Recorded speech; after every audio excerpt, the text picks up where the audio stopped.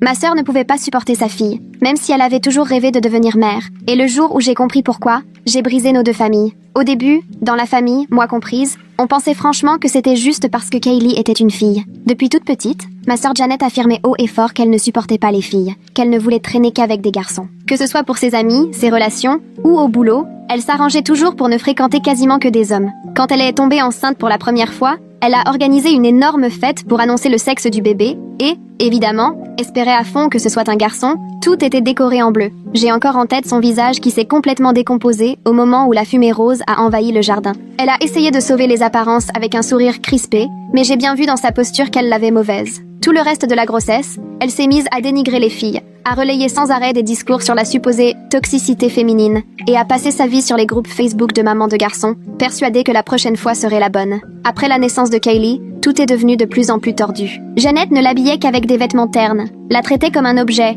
ne l'appelait jamais par son prénom, toujours le bébé. Au repas de famille, elle ne cessait de râler sur Kaylee, jugeant qu'elle pleurait trop, qu'elle était collante, beaucoup trop expressive, voire insupportable. La petite venait à peine de souffler ses 2 bougies. Janet ne faisait même pas semblant de la vouloir. Pendant ce temps, de notre côté, Ryan et moi, on galérait depuis 7 ans à essayer d'avoir un enfant. On avait tout tenté. Traitements médicaux, déceptions à répétition, montagnes russes émotionnelles. Un jour, j'ai même proposé à Janet de nous confier Kaylee, puisqu'elle n'en voulait pas. Elle m'a fusillé du regard, avec un air complètement barré, et m'a répondu qu'elle préférerait encore la vendre, plutôt que de nous la donner, à Ryan et moi. Avec le recul, j'ai du mal à croire que j'ai pu penser qu'elle rigolait. Quand Janet a annoncé sa 2e grossesse l'an dernier, elle est carrément devenue obsédée à l'idée d'avoir un garçon. Elle a juré que si c'était encore une fille, elle interromprait la grossesse, refusant d'endurer un nouvel échec. Pendant des mois, elle a multiplié les astuces de grand-mère, consulté les horoscopes chinois, pris des infusions bizarres et pensait même à une FIV hors de prix, juste pour pouvoir choisir le sexe.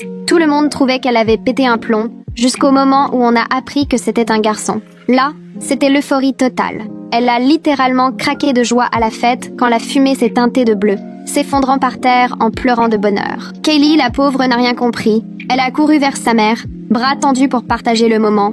Mais Janet l'a repoussée tellement fort qu'elle est tombée et s'est écorché le genou contre la balançoire du jardin. C'était surréaliste. Après ça, on n'a quasiment plus vu Janet tout le long de sa grossesse, et même après la naissance du petit, la famille gardait ses distances, d'autant plus qu'elle était partie accoucher en Europe pour économiser. 2 mois plus tard, alors que le petit Liam venait de naître, toute la famille s'est retrouvée en visio. On était 7 derrière l'écran. L'ambiance était sympa au début. Liam dormait paisiblement. Janet le montrait fièrement dans son body, petit homme à maman. C'est alors que ma tante a demandé à voir Kaylee. Là, j'ai vu le visage de Janet se fermer d'un coup. Elle n'a rien dit de clair, juste baissé la tête en marmonnant qu'elle n'était pas là. Ma tante a insisté, jusqu'à ce que Janet craque et avoue qu'elle avait fait adopter Kaylee mi-décembre, alors qu'elle était enceinte de Liam depuis 6 mois. Elle nous a expliqué, de but en blanc, qu'elle ne se voyait pas gérer 2 enfants, et qu'en plus, la donner avant Noël lui permettait d'économiser sur les cadeaux et de préparer son départ pour l'Europe. Un grand silence de plomb. Ma grand-mère s'est effondrée,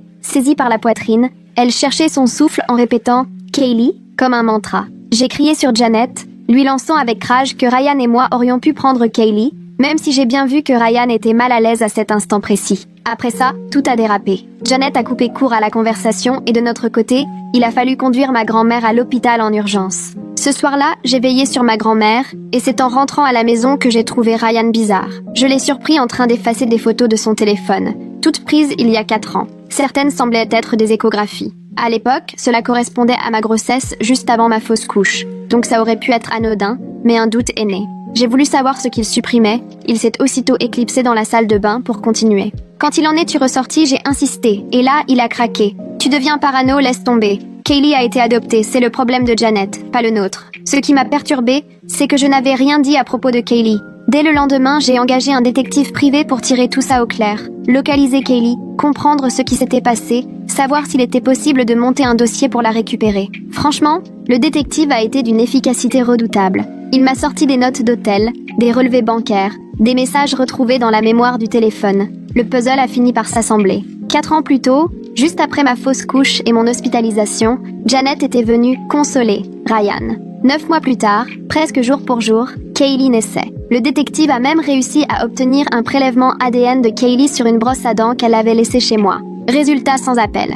Ryan était bien son père. La nouvelle m'a complètement broyée. J'ai réussi à ne pas tout casser dans un accès de rage, à ne pas hurler sur le moment. J'ai gardé mon calme, j'ai tout ruminé en silence. Une semaine après, je me suis retrouvée assise dans ma voiture, devant chez moi, enveloppe pleine de preuves à la main, le cœur au bord des lèvres. Ryan devait rentrer dans l'heure. Janet devait aussi passer pour parler. Je les ai vus arriver presque en même temps, chacun dans sa voiture. La Honda grise de Ryan, le SUV rouge de Janet. Ils se sont croisés du regard, ont fait mine de rien, puis se sont dirigés vers l'entrée, gardant leur distance. Mes mains tremblaient en tenant l'enveloppe. J'ai attendu 5 minutes avant de monter. L'ascenseur m'a semblé durer une éternité. Arrivé sur le palier, j'ai entendu leur voix à travers la porte, comme si de rien n'était, détendu. J'ai introduit la clé, ouvert la porte. Ils se sont retournés d'un même mouvement. Ryan était là, affalé sur le canapé, les yeux rivés à son téléphone. Janet debout à côté du plan de travail, un verre d'eau à la main, l'air agacé. Ce tableau m'a filé la gerbe. « Salut chérie !»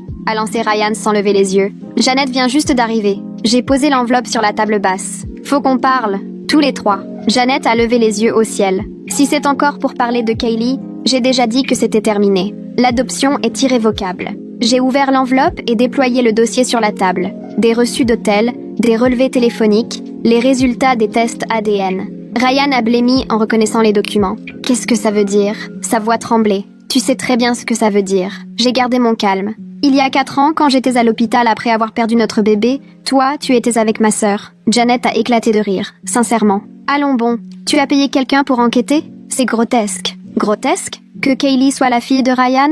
J'ai levé les résultats d'ADN sous leurs yeux. Grotesque d'avoir donné un enfant sans rien dire au père? Ryan s'est levé brusquement, renversant son téléphone. C'est absurde. Tu inventes tout ça parce que tu ne supportes pas que Janet ait tué des enfants, alors que toi, non. J'ai sorti mon propre téléphone et lancé l'enregistrement du détective privé. On entendait Ryan supplier Janet de garder leur secret, expliquant qu'il ne fallait surtout pas que je découvre qui était le vrai père de Kaylee.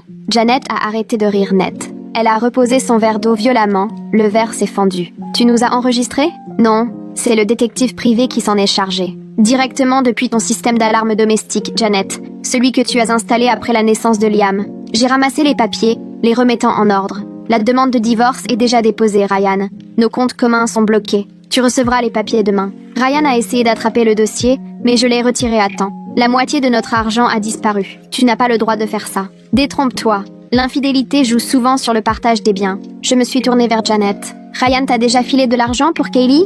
Une pension alimentaire? Le visage de Janet s'est assombri. Il disait que c'était impossible, que tu finirais par le découvrir. Il m'avait promis qu'après votre divorce, il aiderait. Mais toi, tu continuais à vouloir un bébé. Ils se sont immédiatement retournés l'un contre l'autre. Ryan a balancé à Janet qu'elle l'avait piégée. Janet s'est mise à hurler qu'elle avait élevé son enfant seule pendant toutes ces années. Je me suis éloignée, les laissant régler leur compte, leur alliance volant en éclats sous les reproches. La porte d'entrée s'est ouverte à la volée. Ma grand-mère est arrivée, soutenue par ma tante et mon oncle. Même fraîchement sortie de l'hôpital, elle avait ce regard déterminé qui ne la quittait jamais. Ça suffit, sa voix a claqué, coupant court à toute discussion. Janet, il faut qu'on mette les choses à plat concernant cette adoption. Janet a croisé les bras, fermés. C'est terminé. Adoption fermée. Je ne veux plus entendre parler d'elle. Ma tante a avancé, la voix assurée. L'agence Sunshine d'adoption privée, c'est bien ça?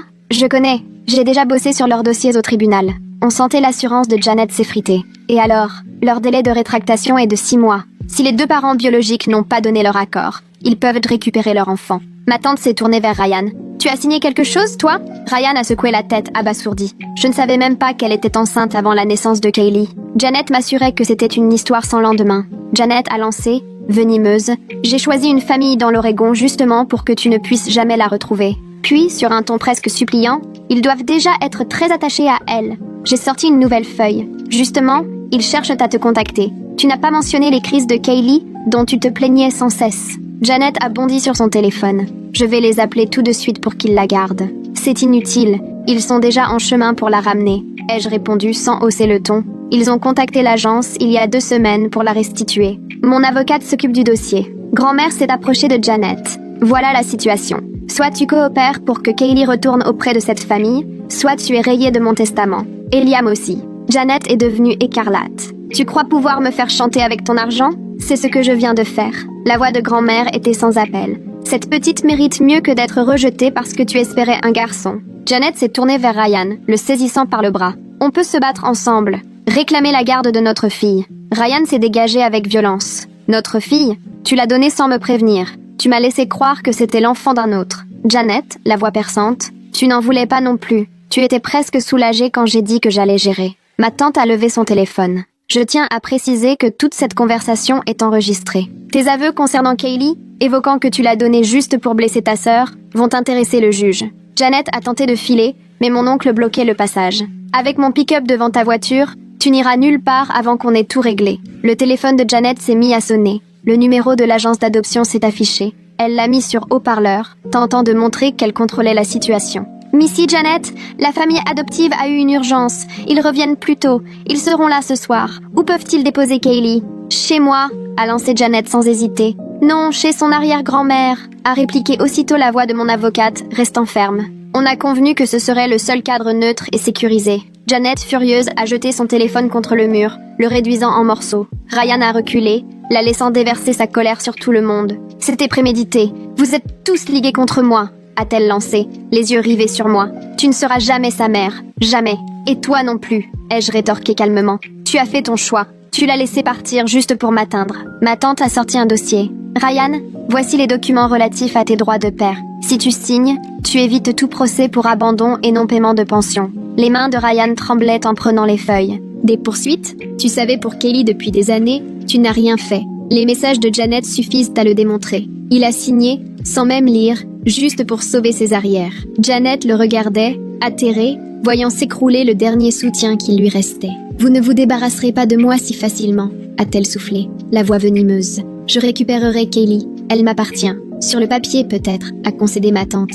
Mais le juge va s'intéresser à ton activité sur les réseaux. Toutes tes plaintes sur le fait d'avoir une fille au lieu d'un garçon, cette adoption par vengeance, et même tes propos honteux sur la vente de ta propre fille, plutôt que de la confier à la famille. On est tous repartis en convoi, direction la maison de ma grand-mère. Janet a tenté de nous suivre, mais la police l'a arrêtée pour conduite dangereuse. À son arrivée, la famille adoptive était déjà là. Je me tenais sur le seuil lorsque Kaylee est sortie. Elle m'a semblé plus frêle qu'avant, dissimulée sous un manteau rose que je ne lui connaissais pas. Ses cheveux, plus longs, étaient attachés en couette, et elle serrait contre elle un petit éléphant en peluche. Sa mère adoptive avait l'air à bout de force. Cela fait des semaines qu'elle réclame sa tata. Elle pleure chaque nuit. J'ai senti mon cœur se briser en entendant ces mots. Kaylee détaillait chaque visage d'un regard égaré, apeuré. Quand Janet s'est approchée, Kaylee s'est aussitôt réfugiée derrière le père adoptif. « Je te connais pas », a-t-elle murmuré. Janet s'est agenouillée devant elle. « C'est moi, ma chérie, ta maman. Tu te souviens ?» Mais Kaylee a secoué la tête sans quitter les bras de ces étrangers qui avaient veillé sur elle. Puis, soudain, son visage s'est éclairé en me voyant. « Tata !» Elle a foncé vers moi et m'a serré fort dans ses petits bras. « Où elle est, maman ?» Je me suis accroupie à sa hauteur pour lui dire « Je suis là, ma puce. C'est fini, tu es en sécurité. » Mais un cri de Janet a fait éclater Kaylee en sanglots. Tout s'est alors embrouillé. Ma grand-mère a ouvert la porte pour faire entrer tout le monde, les avocats ont été prévenus et on a rédigé en urgence des papiers de garde. La lutte pour Kaylee ne faisait que débuter, mais pour la première fois depuis des années, l'espoir revenait. On a fixé l'audience d'urgence 3 jours plus tard. Ces 72 heures sont vite devenues un vrai terrain miné, avec, à chaque instant, une nouvelle épreuve à affronter. Le lendemain matin de l'arrivée de Kaylee, Janet a débarqué dès l'aube, cognant à la porte pour récupérer sa fille. Mon oncle avait passé la nuit sur place et n'a entrouvert la porte que pour lui apprendre que tout devait désormais se faire par avocats interposés. Janet a essayé de forcer le passage, mais il a tenu bon. Furieuse, elle s'est enfuie en criant qu'elle porterait plainte pour enlèvement. Mon avocat, Nathaniel, m'a appelé 1 heure plus tard. Le ton grave, Janet venait d'engager un ténor du barreau et réclamait en justice l'annulation de l'adoption, arguant que tout avait été orchestré en secret. La famille adoptive, venue d'Oregon, avait remis des attestations détaillées sur le mal-être de Kaylee depuis son départ. Cauchemars incessants, refus de manger, crise de larmes interminables où elle réclamait « Tata ». Le moindre détail avait été consigné, ce qui jouait clairement en notre faveur, même si l'avocat de Janet prétendait qu'on en rajoutait. Dans l'après-midi, Ryan est arrivé chez ma grand-mère alors que Kaylee et moi étions dans la cuisine. Elle coloriait, murée dans le silence. Dès qu'elle a reconnu sa voix, elle a levé les yeux mais n'a pas bougé. Il a voulu s'approcher, mais ma grand-mère s'est interposée. « Tu as signé tes droits », lui lança-t-elle tout net. « J'ai pas eu le choix », a protesté Ryan. « Je ne savais même pas ce que je signais. » Nathaniel, absorbé dans ses dossiers, a simplement levé la tête. « Tu as signé devant 3 témoins et on t'a détaillé chaque page. C'est difficile de parler de pression. » Ryan s'est empourpré et a marmonné. « Je veux voir ma fille. La petite que tu as ignorée 4 ans durant, celle que tu as laissée partir avec Janet sans broncher. J'ai pris soin de ne pas hausser la voix pour que Kaylee ne s'inquiète pas. »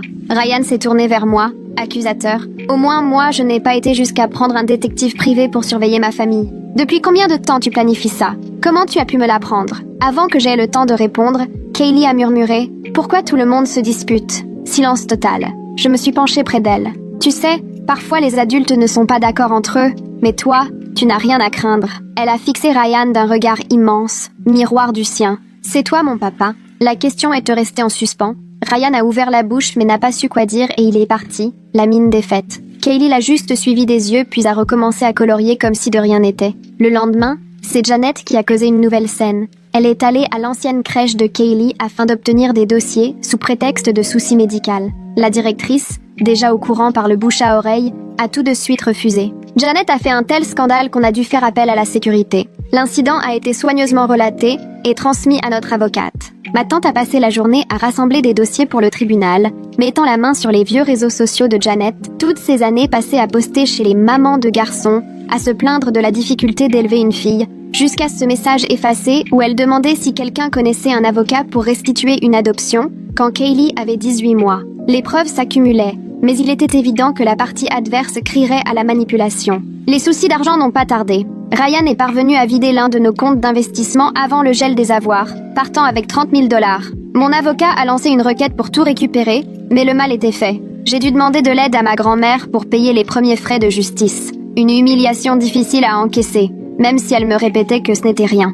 2 nuits avant l'audience, alors que nous dormions toutes les deux chez ma grand-mère, un bruit de verre brisé nous a réveillés. Une pierre avait été lancée à travers la fenêtre du salon, accompagnée d'un mot menaçant « Arrêtez ou vous le regretterez ». Nous avons prévenu la police, mais sans la moindre preuve directe contre Janet ou Ryan, l'affaire en était restée là, consignée au dossier. Kaylee, terrorisée, ne voulait plus me lâcher et n'arrêtait pas de demander si les méchants reviendraient. Le matin de l'audience est arrivé, gris et humide. J'ai habillé Kaylee avec sa robe violette préférée et elle ne m'a pas quittée d'une semelle. Toute la famille nous entourait comme une armée silencieuse. Janet est apparue à part, tirée à 4 épingles dans un tailleur strict, clairement conseillé pour renvoyer l'image d'une mère modèle. La salle d'audience était minuscule, plus proche de la salle de réunion qu'on se représente dans les films. La juge Harrison, une sexagénaire au regard perçant, compulsait la montagne de dossiers devant elle. Kaylee, levée sur mes genoux, triturait discrètement son éléphant en peluche. L'avocat de Janet s'est lancé, la présentant comme une maman seule, dépassée, qui avait eu le courage de prendre la meilleure décision pour l'avenir de sa fille. Il a plaidé que l'adoption avait été scrupuleusement menée et que notre famille s'acharnait à perturber une procédure arrivée à son terme. Il dépeignait Janet comme une mère accablée par une dépression postpartum qui méritait une seconde chance. Mais quand Nathaniel est intervenu, il a déroulé calmement nos arguments. Les posts sur les réseaux sociaux, les enregistrements où Janet admettait vouloir me priver de Kaylee par pur esprit de revanche, l'absence totale d'informations ou de consultation de Ryan, et le dossier très fourni transmis par la famille adoptive sur la détresse de Kaylee. Il a même diffusé une vidéo prise par la mère adoptive où l'on voyait Kaylee pleurer en appelant « Tata » jusqu'à en vomir. Et là, le visage de Janet s'est figé quand sont apparus ses propres messages Facebook. « C'était pour rigoler !» a-t-elle marmonné alors que son avocat tentait désespérément de l'interrompre. Tout le monde râle contre ces gamins en ligne. La juge Harrison a exigé d'entendre Kaylee seule dans son bureau, avec uniquement un représentant de la protection de l'enfance. Ces 20 minutes ont paru infinies. Lorsqu'elles sont revenues, Kaylee s'est jetée dans mes bras, enfouissant son visage contre mon épaule. Le verdict provisoire de la juge a été prudent mais sans appel. Au vu des circonstances de l'adoption, du manque de consentement du père et de la souffrance manifeste de Kaylee, elle me confiait la garde provisoire en urgence, le temps d'un examen approfondi. Janet aurait droit à 2 visites surveillées par semaine dans un centre habilité par la cour. La décision finale serait rendue dans 3 mois. Janet a explosé. « Ce n'est même pas sa vraie mère, c'est du kidnapping. »« Ça suffit, madame », a tranché la juge Harrison d'un ton glacé. « Encore un mot et je vous poursuis pour outrage à magistrat. » Sur le parvis du tribunal, Janet nous attendait. « Tu crois avoir gagné ? Je n'abandonnerai jamais, jamais. Alors tu continueras à perdre, » a répondu calmement ma grand-mère. « Parce que tu te bats pour ton orgueil, pas pour l'amour. » Les visites surveillées ont commencé la semaine suivante, et la première a été un désastre. Kaylee a pleuré toute l'heure, réclamant de partir. Janet a tenté de l'amadouer avec des jouets et des bonbons, en vain. Le responsable a d'ailleurs noté que Janet paraissait davantage vexée qu'inquiète de la détresse de sa fille. De son côté, Ryan avait déjà refait sa vie avec une collègue qui l'épaulait pendant le divorce. Il publiait des photos d'eux, parlant de nouveaux départs. Cette rapidité nous a stupéfaites, mais elle a joué pour nous. Quel père tourne la page sur sa fille si vite ? 3 semaines après m'être vu confier Kaylee, Elle commençait à retrouver un semblant de stabilité. Elle faisait encore des cauchemars, posait 1000 questions sur ses visites chez cette dame, mais elle mangeait mieux, recommençait à sourire. Je l'emmenais 2 fois par semaine en thérapie par le jeu, pour l'aider à apaiser son traumatisme. Mais la pression financière était terrible. Les honoraires d'avocat grimpèrent chaque jour. Ryan avait vidé plus de comptes que je ne l'imaginais, me laissant crouler sous les dettes accumulées à force de traitements de fertilité infructueux. J'ai vendu mes bijoux, ma voiture, tout ce qui avait quelque valeur. Ma famille a aidé comme elle a pu, mais chacun avait déjà ses propres difficultés. Janet devenait ingérable. Elle s'est incrustée au rendez-vous de thérapie de Kaylee, exigeant d'assister à la séance. On l'a refoulée. Elle a raté toute l'heure sur le parking à filmer tous ceux qui entraient ou sortaient. Son avocat l'a abandonnée quand elle l'a accusée de complot avec nous. La 2e visite surveillée s'est encore plus mal passée. Janet est venue accompagnée de Liam, cherchant désespérément à forcer une relation entre frères et sœurs. Mais Kaylee a été terrifiée par les pleurs du bébé et s'est cachée sous la table. Quand le superviseur a tenté de la consoler, Janet a hurlé que Kaylee faisait son cinéma pour attirer l'attention. La visite a été écourtée. Mon travail en a pâti. Mon chef, compréhensif au départ, a perdu patience après mon 3e départ précipité de la semaine, la crèche de Kaylee m'appelant sans cesse à cause de ses crises. On m'a mise en congé sans solde jusqu'à ce que la situation se tasse. À 6 semaines de l'audience finale, le nouvel avocat de Janet a déposé une requête m'accusant d'aliénation parentale, exigeant des visites plus longues et une évaluation psychologique de ma capacité à être tutrice. L'évaluation coûtait plusieurs milliers d'euros que je n'avais pas. Ma tante, heureusement, a trouvé une psychologue pour enfants qui, touchée par notre situation, a accepté d'analyser Kaylee bénévolement. Le docteur Sébastien a passé 3 séances avec elle, l'écoutant jouer, lui posant des questions tout en douceur. Son compte-rendu était sans appel.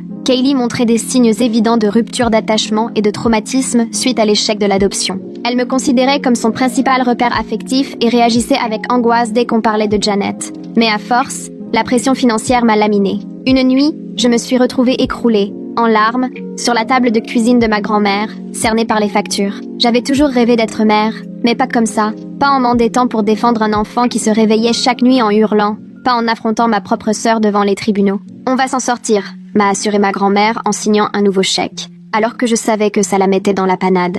La famille, c'est fait pour ça. La 3e visite surveillée de Janet n'a jamais eu lieu. Elle est arrivée ivre, titubant, incapable d'aligner 2 mots. La superviseure lui a barré l'accès, notant soigneusement l'incident. Son avocat a lâché l'affaire dès le lendemain. 4 semaines avant l'audience finale, Ryan a réapparu, avec une nouvelle manœuvre. Il a tenté de faire annuler sa renonciation aux droits parentaux, prétendant avoir été manipulé. Maintenant, il voulait la garde partagée avec moi, en excluant totalement Janet. Dans sa déposition, il affirmait que Janet avait toujours été une mère défaillante. La trahison était brutale, même venant d'eux. Janet, hors d'elle, a bombardé Ryan de messages furieux, que son avocat a aussitôt versé au dossier pour prouver son instabilité. Leur autodestruction était totale, mais au lieu de m'alléger la tâche, cela compliquait encore la situation. Je devais désormais me battre contre les deux. Au fil des séances, la psy de Kaylee confirmait des souvenirs douloureux. Elle se souvenait avoir été laissée à des inconnus, avoir pleuré en m'appelant, avoir entendu que je ne voulais plus d'elle. Elle avait fini par croire qu'elle était mauvaise, que tout le monde l'avait abandonnée. Selon la psychologue, une séparation entre Kaylee et moi à ce stade aurait des conséquences psychologiques très lourdes pour elle. 2 semaines avant la dernière audience, j'ai découvert Kaylee en train de se couper les cheveux avec une paire de ciseaux à bout rond. Quand je lui ai demandé ce qu'elle faisait, elle m'a confié qu'elle voulait ressembler à un garçon pour que sa première maman finisse par l'aimer. Je l'ai serrée très fort contre moi pendant qu'elle pleurait à chaudes larmes, le cœur brisé, sans savoir si j'arriverais un jour à réparer ses blessures. Le coup de grâce est venu quand Janet a mis en ligne une vidéo, manifestement ivre et furieuse, où elle dénonçait un soi-disant complot pour lui arracher sa fille. Elle y balançait des noms, y compris ceux du juge et des travailleurs sociaux. En l'espace de quelques heures, elle a été arrêtée pour harcèlement et menaces à l'encontre de représentants de la justice. Sa caution a été fixée à 10 000 $ et personne n'a voulu la payer. La veille de l'audience finale, je me suis retrouvée vidée de toute énergie dans le bureau de mon avocat. Nathaniel a repris le dossier une dernière fois. Les preuves étaient accablantes. L'abandon de Janet, son incapacité à assumer, le choc psychologique subi par Kaylee. Quant à Ryan, il était clair que son retour tardif n'était qu'une tentative désespérée de reprendre la main. Mais en matière de justice familiale, rien n'est jamais certain. Quoi qu'il arrive demain, m'a dit Nathaniel, tu as offert à cette petite plus de stabilité et d'amour en 3 mois qu'elle n'en avait connu depuis longtemps. Ça compte. Le soir venu, j'ai couché Kaylee chez ma grand-mère. Elle m'a regardé de ses grands yeux sérieux. Tu seras ma maman pour toujours maintenant ? J'ai caressé ses pauvres cheveux mal taillés, la gorge serrée. Je ferai tout mon possible, mon trésor. Rassurée, elle a hoché la tête et s'est endormie aussitôt. Je suis restée près d'elle à la regarder respirer, tâchant de prendre des forces pour l'épreuve du lendemain qui déciderait de notre avenir à toutes les deux. Tout se jouerait le lendemain. Soit la famille que j'espérais depuis toujours, soit encore une fois la perte d'un enfant que j'aimais plus que tout. Il n'y avait plus de place pour les demi-mesures. L'audience finale a eu lieu un jeudi matin glacial. J'ai passé à Kaylee son pull violet préféré, arrangé comme j'ai pu ses mèches inégales, puis elle a attrapé ma main en entrant dans le tribunal, entourée que nous étions par ma famille, venue former un rempart autour de nous. Janet est arrivée avec 20 bonnes minutes de retard, décoiffée, seule. Son dernier avocat ayant jeté l'éponge après son arrestation, elle se défendait toute seule. Elle portait le même tailleur froissé que lors de la première audience, la manche tachée de café. Ryan, lui, se tenait à l'autre bout de la salle, accompagné de sa nouvelle avocate, une femme élégante apparemment convaincue qu'il avait encore des droits parentaux, malgré sa renonciation signée. Il évitait soigneusement nos regards, les yeux rivés sur son téléphone. Le juge Harrison est entré et a ouvert directement sur le sujet épineux, l'arrestation de Janet, pour menace à l'encontre de personnel de justice. Janet a tenté d'expliquer qu'elle était sous pression, mais le juge l'a coupée net, soulignant que cela révélait un manque total de discernement et beaucoup d'instabilité. Nathaniel a présenté notre dossier avec rigueur. Les rapports d'experts montrant l'attachement de Kaylee, les preuves incontestables que Janet l'avait abandonnée pour se venger, les comptes rendus de visite prouvant son incapacité à tisser un lien avec sa fille. Il a aussi fourni les justificatifs montrant que j'avais tout dépensé pour assurer le bien-être de Kaylee, alors que Janet n'avait rien donné depuis l'adoption. Le docteur Sébastien est venu expliquer avec des mots de spécialiste le traumatisme de Kaylee, et ça m'a brisé le cœur. Cette rupture avait déclenché chez elle un sentiment d'insécurité profond. Elle était persuadée que si elle n'était pas comme il fallait, elle risquait d'être abandonnée. L'attachement que j'avais à son égard était devenu son unique repère. La retirer de ma maison à présent serait une catastrophe pour elle, impossible à réparer. Janet a essayé de contredire le médecin,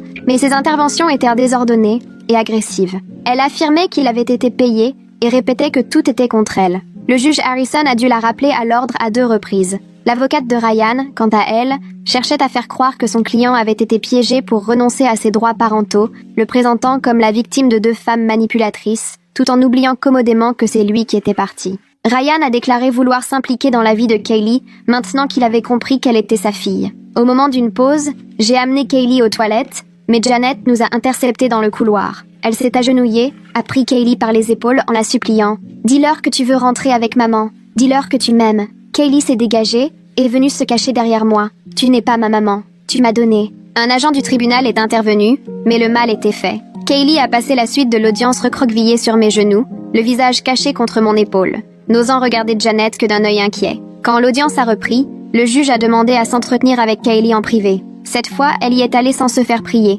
offrant même un sourire timide à la juge, et elles sont restées ensemble une bonne demi-heure. Quand elles sont revenues, la juge avait l'air grave. Elle a commencé sa décision en rappelant qu'on ne s'improvise pas parent sous prétexte d'un lien biologique. Janet avait déserté sa fille avant tout par rancœur et par rejet de son identité. Elle n'avait jamais montré le moindre souci pour le bien-être de Kaylee, préoccupée uniquement par le fait de gagner une bataille. Concernant Ryan, la juge a souligné qu'il n'avait rien fait pour Kaylee pendant 4 ans, et que son intérêt tout récent semblait plus lié à son divorce qu'à une réelle envie de paternité. Sa renonciation était signée, légale et définitive. Elle m'a accordé la garde exclusive, sans droit de visite pour Janet tant qu'elle n'aurait pas suivi des formations de parentalité, de gestion de la colère et accepté une évaluation psychologique. La requête de Ryan a été rejetée d'un bloc. La procédure d'adoption pouvait commencer aussitôt. Janet a bondi sur ses pieds. « Vous n'avez pas le droit. C'est ma fille. C'est moi qui l'ai mise au monde. Et pourtant, vous l'avez abandonnée », a rétorqué la juge Harrison. « Ici, ce qui compte, c'est l'intérêt de Kaylee, pas vos regrets. » Alors que Janet s'avançait vers la barre, la sécurité est intervenue, mais elle a bifurqué vers moi, le visage tordu de colère. « Ce n'est pas fini. Je ferai appel. Je me battrai jusqu'à ce que tu n'aies plus rien. » Ryan profita de la confusion pour quitter la salle sans un mot, sans même un regard pour la fille qu'il prétendait vouloir. Son avocate ramassa ses papiers, le visage marqué par le dégoût. Dehors, devant le tribunal, ma famille nous serra toutes les deux dans leurs bras, dans une étreinte où chacun laissait éclater sa joie. Kaylee, un peu déboussolée mais portée par l'ambiance, esquissa un mince sourire. Ma grand-mère la serra contre elle et l'embrassa sur le front, des larmes roulant sur ses joues, marquées par la vie. Le soir même, Janet débarqua chez ma grand-mère avec Liam sur la hanche, visiblement éméchée, tambourinant à la porte en hurlant qu'elle voulait voir sa fille. Comme personne n'ouvrait, elle s'est mise à invectiver la maison, vociférant ses accusations à travers les vitres. Très vite, les voisins ont appelé la police. Depuis la fenêtre de l'étage, j'ai observé les policiers l'emmener, pendant que ma grand-mère tenait Liam contre elle. Quelques jours plus tard, après plusieurs incidents, ses parents ont obtenu la garde de Liam, déclarant Janet inapte. La procédure d'adoption s'est mise en route, mais tout avançait lentement. Contrôle de police, visites à domicile, audiences au tribunal. Kaylee a fait sa rentrée en grande section dans une école où personne ne connaissait son histoire. Elle s'est rapprochée d'une petite Sophie, passionnée de violet comme elle. 3 mois après le début des démarches, Ryan s'est contenté d'un mail lapidaire. « Je pars à Seattle pour le travail. Je ne m'opposerai pas à l'adoption. Dis-lui, prends soin d'elle. » Je n'ai jamais répondu. Janet, elle, n'a eu aucun recours qui aboutisse. Au fil des audiences, son attitude empirait. Elle a fini par perdre son travail, accumulant les absences, et ses parents racontaient qu'elle venait encore frapper à leur porte, ivre, en leur réclamant de l'argent, répétant que sa vie lui avait été volée. L'adoption a finalement été prononcée un mardi. Kaylee portait une robe violette toute neuve et tenait serré un éléphant en peluche offert par la juge.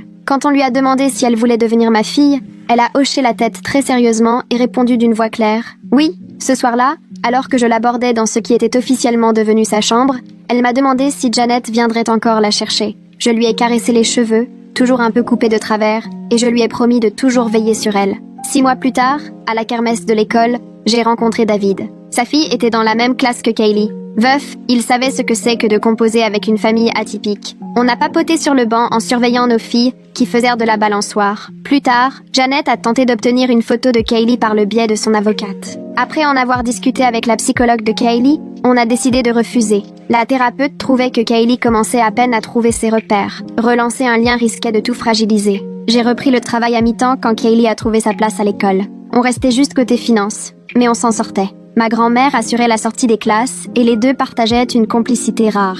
1 an pile après l'adoption, j'ai croisé la mère de Ryan au supermarché. Elle m'a enlacée en pleurant, me remerciant de tout cœur pour ce que je faisais pour Kaylee. Elle avait tout tenté pour que Ryan retrouve sa fille, mais il avait coupé les ponts. Il dit que c'est plus facile comme ça, a-t-elle soufflé. D'après ma tante, Janet s'est stabilisée avec le temps. Elle a décroché un boulot, arrêté de boire, et pouvait voir Liam les week-ends sous surveillance. Elle n'a jamais cessé de dire qu'on lui avait arraché Kaylee, mais la rage avait disparu. Avec David, on a pris notre temps, et il a compris d'emblée que Kaylee passait avant tout. Leur relation s'est construite tout naturellement. Il lui apprenait à faire du vélo, elle lui montrait ses dessins. 2 ans plus tard, quand il m'a demandé en mariage, il a d'abord sollicité l'avis de Kaylee. On a célébré notre union en petit comité, dans l'intimité familiale. Kaylee, dans sa robe violette choisie avec soin, était ma demoiselle d'honneur et rayonnait de bonheur. Pendant la fête, elle a glissé dans un sourire.